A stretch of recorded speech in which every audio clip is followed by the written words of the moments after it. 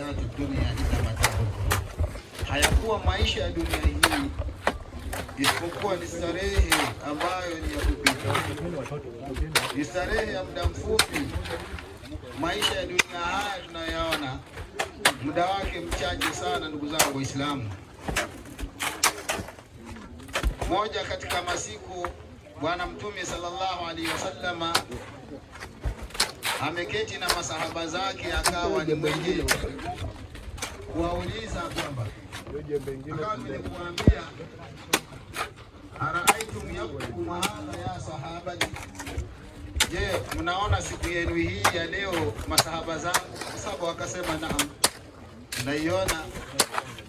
Kisha akawa ni mwenye kuambia kwamba minkum, hakuna mmoja katika nyinyi atakayekuwa katika huu mgongo wa ardhi baada mi'ata sana, baada ya miaka 100. Na tangia Mtume akatamka maneno kama haya, athari yake bado yanaonekana upya leo hivi tunazungumza. Na sisi ujumbe kama huu ni juu yetu sisi, kwamba leo hii mnaoitizama jua mnaloliona, hakuna miongoni mwetu atakayekuwa hai katika mgongo huu wa ardhi baada ya miaka 100. Na lau atabishi basi na atachukua simu yake akaweze kuchukua calculator, abonyeze miaka yake alionayo leo, kama ni miaka 50, kama ni miaka 20, kama ni miaka 10, kama ni miaka mingapi, kisha ufanye plus 100, kisha uweze kujipa jawabu kwamba utakuwa wapi. Kila mmoja atakuwa amekwisha kwenda mbele ya haki. Nini ambalo yatakiwa tufanye sisi ambao tunashuhudia? Jambo gani ambalo yatakiwa tuchukue na tuanzie kulifanyia kazi leo? Ndugu zangu Waislamu, tunaambiwa kwamba jiandaeni na umauti kabla haujakufikieni. Watu tujiandae na umauti kabla haujatufikia, ndio pekee ambalo litaweza kutuvukisha na kutuingiza katika mahala tunapostahiki kama waja wema wa Allah subhanahu wa ta'ala.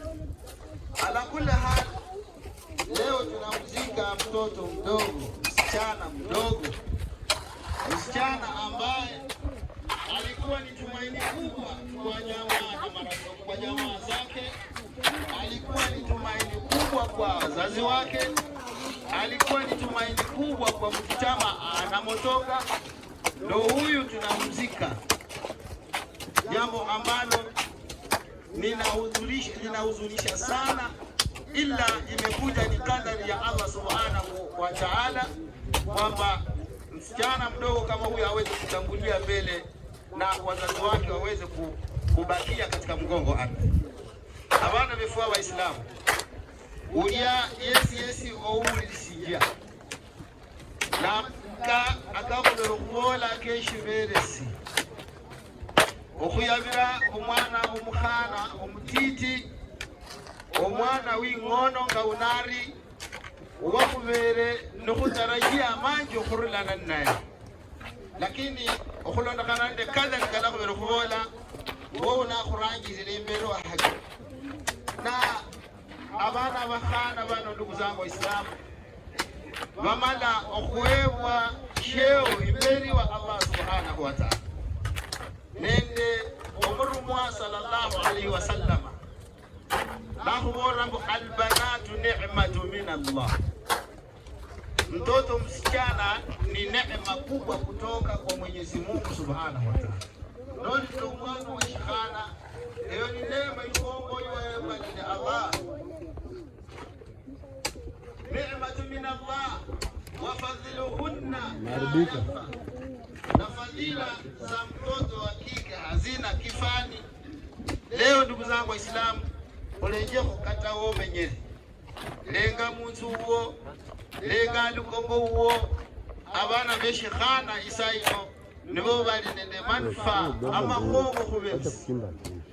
Abana beshikhana ndugu zangu Waislamu nibo abali nende manufaa amakali sana shengana ngabeshi siyanita lakini abeshi khana bakola zaidi kulo kulinda abemsi nende kulo kulenga family yabo achana kurumwa kubolele mufadhiluhunna la yafa fadila yamwe tuma kifanika hunna li ummahatu hawa watoto wa kike ndio